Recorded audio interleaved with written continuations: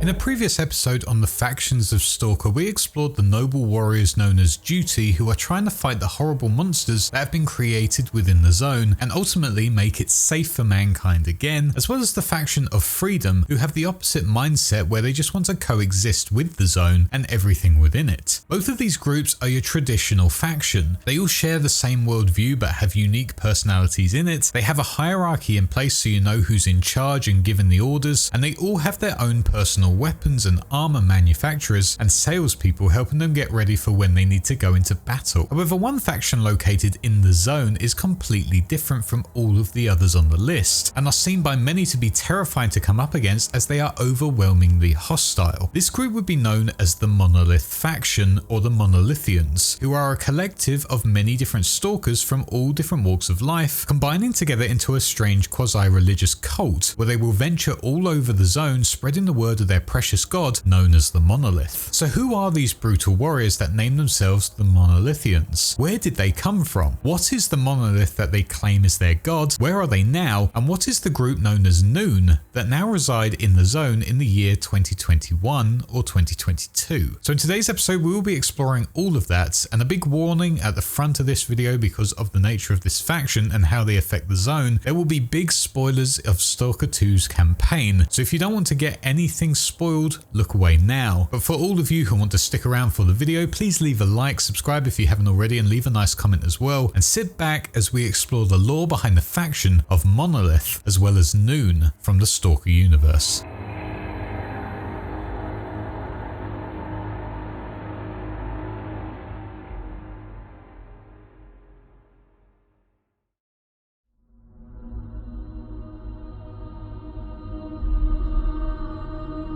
To fully understand this faction, we need to first look at the origins of the zone, and obviously I have made a full video on how the zone was created and the horrors that went on during this time. However, the main focus here needs to go onto a device that many stalkers would go on to call the Wish Granter. When the scientists were creating their experiments after the first Chernobyl event in 1986, they would eventually come up with a solution to communicate with the noosphere. The noosphere being in similar style to the atmosphere, but instead of adapting the environment, the noosphere would be able to control the human psyche, working together with the human brain to influence what they do and what they think. Ultimately, the scientists wanted to control the noosphere to make it so everyone had the same mindset, and as a result there would be no more war, no more hatred, and finally some peace. The main experiment here would be known as the sea consciousness, or collective consciousness, that would combine the minds of volunteer scientists into what was ultimately a hive mind. The reason for this was because a single mind of one human was not powerful enough to communicate with the noosphere. It had to be a combination of human minds merged together. Only then could they figure out how to control it. These experiments would get out of hand, however, and this would ultimately lead to the second Chernobyl disaster, as a rift would be created within the noosphere, splitting it apart and causing anomalies to form all over the land surrounding the power plant, anomalies that completely defied the laws of nature. With the zone now being littered with all of these horrific monstrosities and scientific marvels that were also incredibly dangerous, the scientists part of the Sea Consciousness project realized that the eyes of the world were now looking into the zone at the CNPP, trying to work out what was going on and to also maximize from these new anomalies that could shape the future of mankind. The Sea Consciousness and the other scientists realized this was a problem and they had to do something, otherwise their experiments and their ultimate goal of controlling the noosphere would be interrupted by not just the Ukrainian government but also anyone who was looking to profit from this area. This caused them to create some new extremely powerful mind-altering devices to ultimately stop anyone from venturing in and exposing everything they had been doing in their time here. The first was a powerful antenna array that was named as the Brain Scorcher, which stopped anyone from venturing into the center by pretty much overwhelming the minds of the people in the Red Forest area, either making them leave believing there was no further path into the center of the zone, but more often than not would turn them into mindless zombies who had lost their minds completely. However, it also had another purpose, which was part of the Sea Consciousness's overall plan for anyone who ventured into the zone. This was to turn them into their own protectors, allowing the scientists to essentially have their own army that would do their bidding. They would not question their orders and would pretty much protect everything in the center of the zone. This is where the Monolith troopers first came to light, but it wasn't until the device known as the Wish Granter was created where the soldiers started becoming the ones that the zone knows of now. The whole purpose of the Wish Granter was to lure in those brave stalkers or government soldiers who wanted to venture into the center of the zone to again shut down any illegal experiments or just to be curious about what's out there. Once they got there,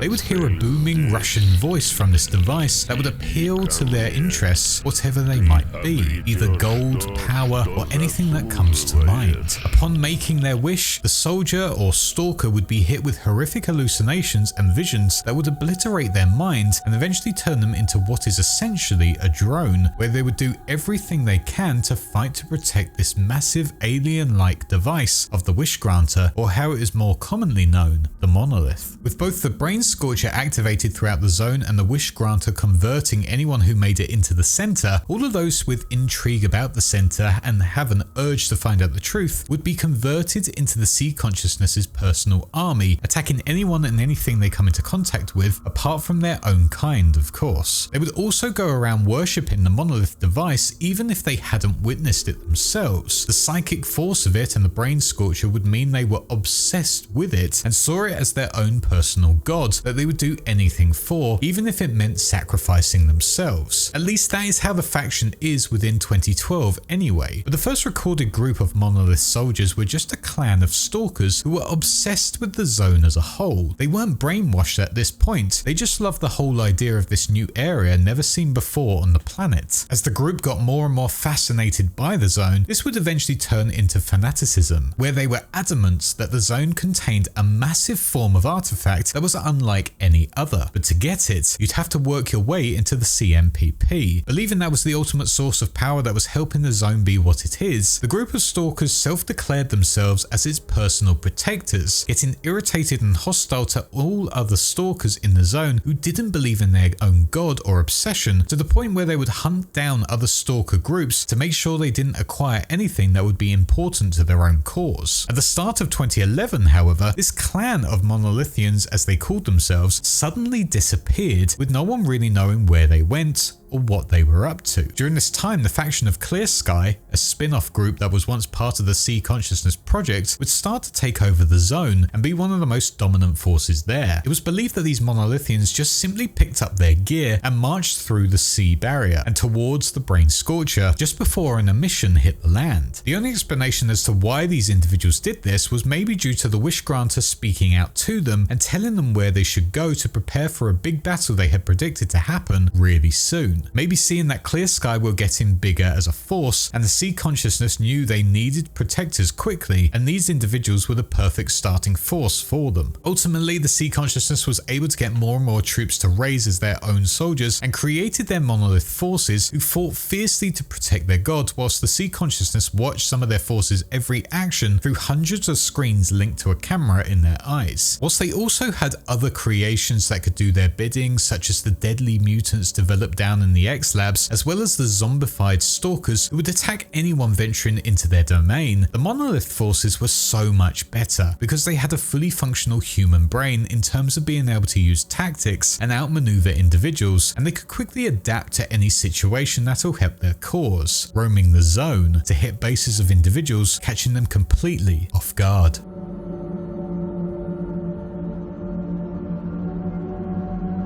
But why are these forces seen as so incredibly dangerous and terrifying to face? Well, that would basically be down to the fact that because they are so brainwashed into believing they are fighting for their god of the Monolith or Wish Granter, they will do anything, and I mean anything, to win a battle, even if they are shot over and over again in the torso or even in their helmet. They will not let that stop them or force them into cover. Instead, they will just get up and immediately start attacking again, almost getting stronger with every hit. Pain means nothing to them. It's It's only when they run out of blood and their brain is shut off when they will stop fighting on the field, almost making them full-on zombies who are able to talk, run or behave like regular humans. If they do get majorly wounded in battle, peppered with bullets or limbs heavily damaged by a grenade, the Monolithians can fully heal themselves with a device known as the Regenerator, which will restore them back to full health even if they're essentially on their deathbed. This only works for Monolithians due to the way it's designed for those affected by the Monolith's control, so it's something that majorly benefits their forces as no one else can use it for themselves. Not only that, but they will not let equipment get in their way either. If their gun breaks, if it runs out of ammunition, or if it is destroyed by a bullet, the Monolithian will either just grab another one immediately, or they will just charge head on into the path of the enemy and take them out with just their bare fists. What I'm trying to say is these soldiers will not stop coming at you until their job is done. It doesn't matter how many they lose in their battle, if one of them remains at the end out of something like 500 Monolithians, that is a job well done, as they have protected the Monolith from these invading forces. If they were to get captured by a faction to be interrogated about why they attacked or who their leader is or anything, this will not go down well at all, as the Monolithian will quickly kill themselves with whatever they can get their hands on, and if there is nothing in the room, they will just smash their head against the nearest wall until they finally die. Nothing will ever get to them. They will always take this way out if they have been separated from their faction and taken as a prisoner. On top of that, their equipment is arguably the best you can possibly get out within the zone. These Monolithians do not have a preference when it comes to guns used like that of the Duty or Freedom factions. In fact, any gun will do in their battle, as their stockpiles apparently contain every gun available in the zone, as well as every ammunition type and every special weapon like RPGs or grenade launchers. They also seemingly create their own unique weapon of the Gorse rifle, which no other faction has on offer, allowing them to really stand out and be more powerful than their enemies. Their armor used is actually a self-made armor simply named the Monolith suit, as well as a scientific Monolith suit, which is a modified variant of the radiation suit, and their top warriors also have the exoskeleton as well. All of these armors are said to be far superior than the gear used by other Stalkers from Duty, Freedom or the Loners. That said, Monolithian forces can also show up in any type of armor. This I believe is because they will just be in whatever they were in when they met with the Brain Scorcher or the Wish Granter, and now just use all of that equipment to fight their enemies. It's also believed by Lieutenant Kirillov from the Ukrainian military that some of the Monolith members also get their gear from outside sources, namely corrupt border guards who will supply them with whatever they need, either them providing them with a lot of coupons to pay for it, or they are actually a Monolith member just in hiding, because some of the Sea Consciousness forces, known as agents, are tasked with their own unique missions instead of being enlisted into their main boots of the ground forces. I'd find it hard to believe they're just dealing with a border guard to get them gear, considering how hostile they are to everyone not a part of their faction, so it's either they are secretly members of this faction and working as agents, or there is no one doing their smuggling for them. They just acquire things from fallen military and other faction members. When it comes to their organization specifically, there aren't any true leaders of it other than the hive mind of the Sea Consciousness. They do technically have a leader within the year of 2012 named Sharon, as well as a preacher who would appear at the top of buildings with a sniper and would shout motivational speeches to help boost the morale and aggression of their troops. Apart from those two in 2012, the rest of the forces are essentially all the same, especially in terms of how they talk to each other, as they will go around calling each other brother, like that of any weird cult. Granted, they do have their own ranks which determines what equipment they use. For example, Gorse snipers will of course use Gorse snipers to take out their targets, and their expert forces will use exoskeletons, but if you were to just see them out and about, you would not really be able to tell who was in charge of the force and who was a regular and experienced soldier. Ultimately, they work almost like their leader of the Sea Consciousness. They function like a really smart hive mind, all working together and watching the backs of their brothers out on the battlefield. Only one group of Monolithians is different, however, and that is the force known as Crystal, who base themselves within the sarcophagus, Sea Consciousness's base, and their sole job is to protect it at all costs, meaning that these soldiers are the most vital in the zone, and if they fall,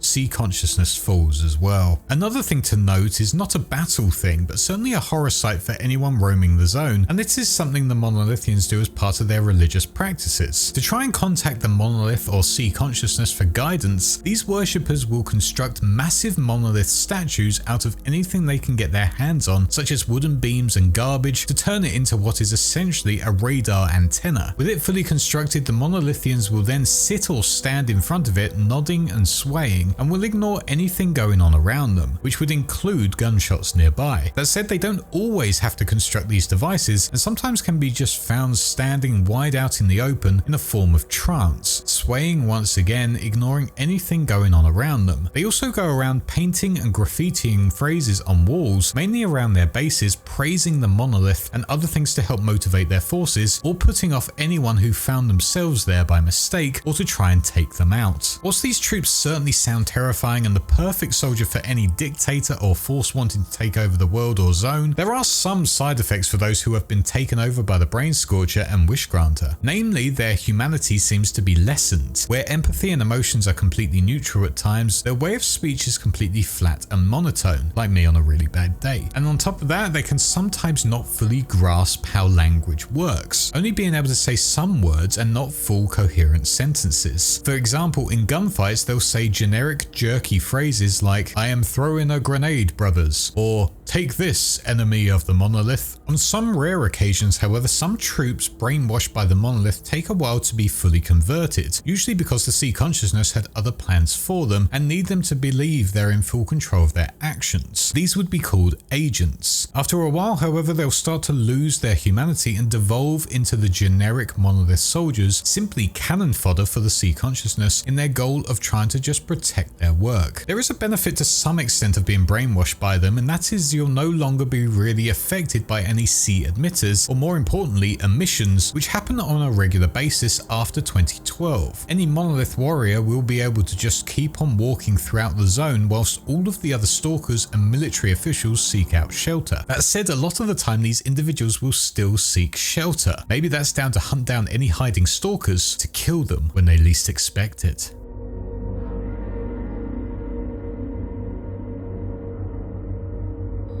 But by late 2011, after the loyal cultists disappeared for a bit, Clear Sky would encounter them, or rather what they thought was hyper-aggressive stalkers, as they came banging on their door, shooting at them. Fighting off these individuals, it became clear that they were not your average stalker, and they had been sent to kill because of Clear Sky's plan for the zone. As the legendary stalker of Scar would venture over the zone during this year, hunting down his old friend of Strelok, he would find out that Strelok planned on entering the center of the zone on his own, and it was down to Scar to stop him at all costs. Reaching the center, it became clear that the Monolithian forces were everywhere here, protecting it from this exact scenario, forcing the Clear Sky forces to not just seek out Strelok, but to take out as many Monolithian cultists as possible. However, on their big attack trying to get to Strelok, a massive second emission would spread out throughout all of the land, taking out all in the vicinity apart from Scar. The rest would be sent into a somewhat seizure, with it being shown that they were being brainwashed into becoming Monolithian forces themselves, allowing the sea consciousness to have even more troops under their leadership. By 2012, the Monolithian forces had grown even further thanks to this second emission, and with it some other troopers as well, with Strelok being brainwashed into becoming a somewhat form of assassin, where he still believed he was in full control, but realistically he was just an agent of the sea consciousness. Unfortunately, this was to be a failure, as he eventually realized the target he was seeking out to kill was in fact himself, and thanks to contacts throughout the zone, he would be told the truth of it all and would once again venture into the center of the zone, into the CMPP, and look to take out the sea consciousness once and for all. After much hardship and taking out the monolith the closer he got, Strelok would eventually get past all of the defenses, shutting down the Brain Scorcher and then killing all of the scientists in their pods that was creating the sea consciousness, or so he and the whole zone believed anyway. With both the Brain Scorcher and the sea consciousness gone from the zone, it now opened up paths to the center where other forces could go in and see what it all had on offer. This allowed the factions of Duty, Freedom and the Ukrainian military to venture in, but also other big factions including groups of scientists who were desperate to analyze the full area and what it had on offer, hopefully using it to further mankind. For the Monolith forces, they would go one of two ways. A lot of the individuals who had been brainwashed came back to their senses suddenly and were able to break away from the control of the Monolith. That said, some of them had lost their humanity and would be like drones to some extent. They could talk and acknowledge what was going on around them, but they would not really be able to empathize and would still have their communication problems. Strider, for example, an ex-Monolith soldier, became a guide for ex-Monolith individuals who wanted to start a new life. When he came back to his senses, he was in the middle of a battle and watched as an unknown soldier suddenly died through his sniper scope. He did not know why he was fighting. He did not know why he shot this specific man, but now his thoughts were his own, and from that point on, he kept a bullet casing to remind himself that he was once a puppet soldier who did not have a choice to fight in the battles he was in. This wasn't his chosen path, but for everyone else, that was the path they chose, and this necklace reminded him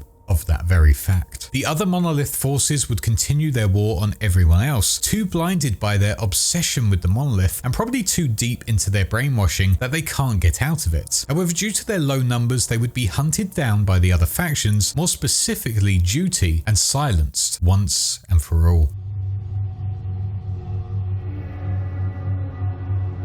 10 years passed within the zone and ultimately the Monolith faction ceased to be. In 2013, however, after the events of the destruction of sea consciousness by Strelok, a treaty would be signed between multiple factions. This was brought about by the creation of Stalker, or the Scientific Institute for Research of the Chernobyl Anomalous Area, who were made so they could research the unexplored areas of the zone. After the disaster that was Operation Fairway before this, Stalker launched a D4 conference that was between the factions of Freedom, Duty, IPSF, Ward, and the new ex-Monolith members known as Noon. The plan with this meeting was to organize a zone-wide operation to explore what the area had on offer and the secrets it housed underneath, as well as capturing and disabling the generators in the far north of the zone. People were unsure about bringing in ex-Monolith members, but Strider was clearly a new man, or his old self so to speak, and Stalker realized they'd be perfect for their operation named Operation Zenith, as Noon could venture out into the highly polluted areas. Ultimately, however, this operation would be a failure as it repeated the same mistakes from when the military went into the zone in 2006 and broke a lot of trust between the parties. That said, they did all adhere to the treaty, meaning none of them really went to war with one another, even though there was a lot of hostility out there between them. For Noon in 2021 or 2022, they would move into their new location out within Wild Island, miles away from the other factions, surrounded by radiation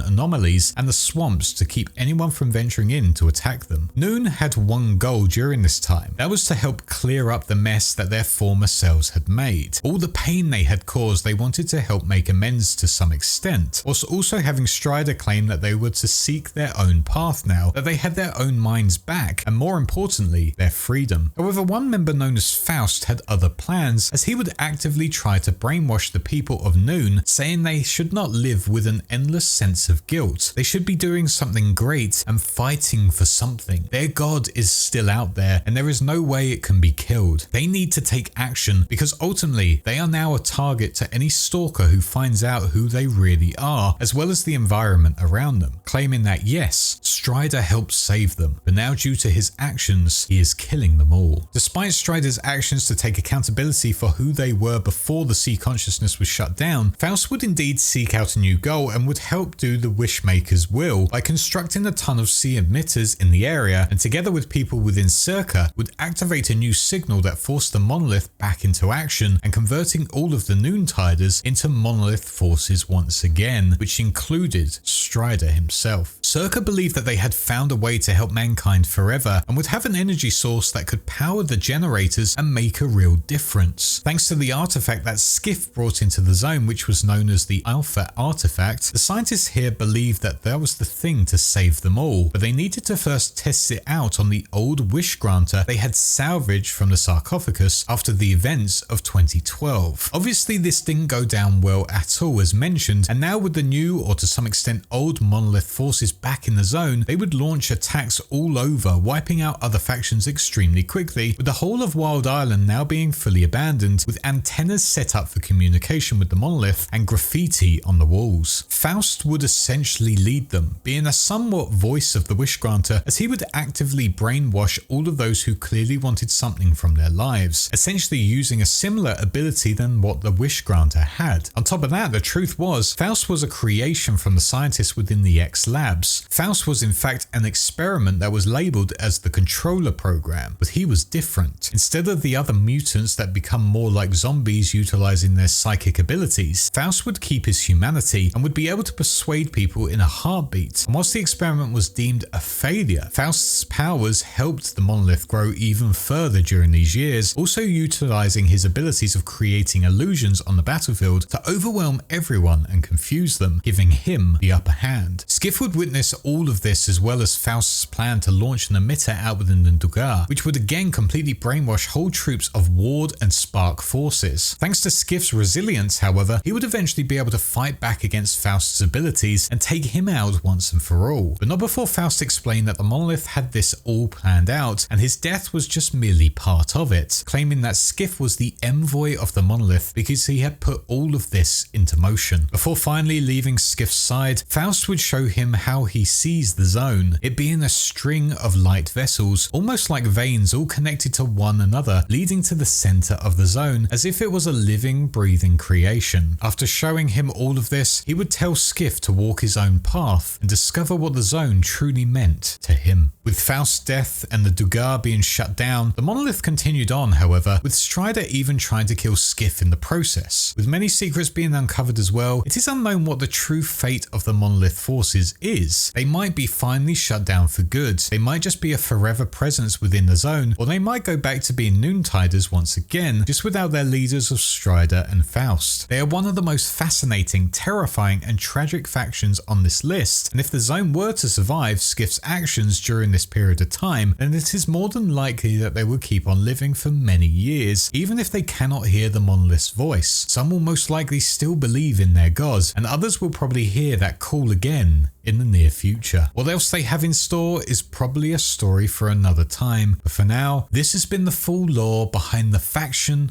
of the Stalker universe, this time being the faction of Monolith and in turn Noon as well. I want to say a big thank you for watching this video and let me know what factions you'd like to see explored next from the Stalker universe. I'd like to give a shout out to my patrons for supporting me, including my small fishes, my big fish Noxvox, my YouTube channel Wise Ones, VideoGamer75 and SithLord906, my sharks Jack T and JasonX117, and my megalodons Sinus, Neopark and Hazy Thoughts. Check out the links below for merch and audio versions, give the video a like and subscribe for more content like this, and with that all said, I shall see you all in the next one. Cheers.